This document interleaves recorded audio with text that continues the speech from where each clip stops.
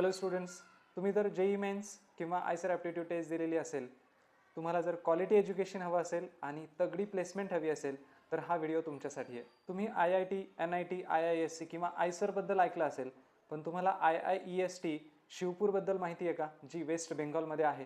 तर IIEST म्हणजेच Indian institute of engineering science and technology ही शिवपूर वेस्ट बेंगॉलमधली इन्स्टिट्यूट ही one of the national institute आहे, जसं की IIT आहे, NIT आहे.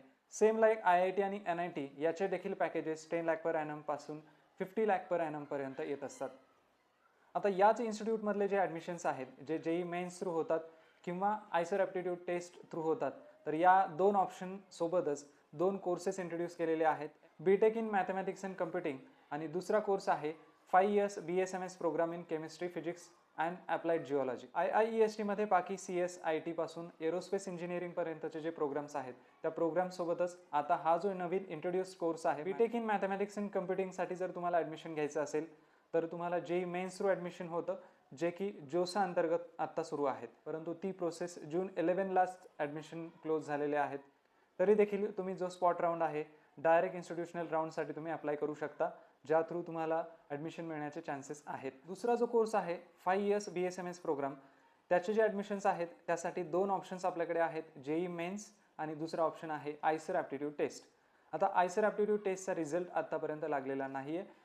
प्रोबॅबली जुलैच्या लास्ट वीक किंवा ऑगस्टच्या फर्स्ट वीकपर्यंत याचे रिझल्ट्स लागतील आणि त्यानंतर तुम्हाला IISTच्या पोर्टलवरती हे ॲप्लिकेशन फॉर्म्स दिसतील, त्यामुळे तिथे अपडेट्स तुम्हाला मिळतील.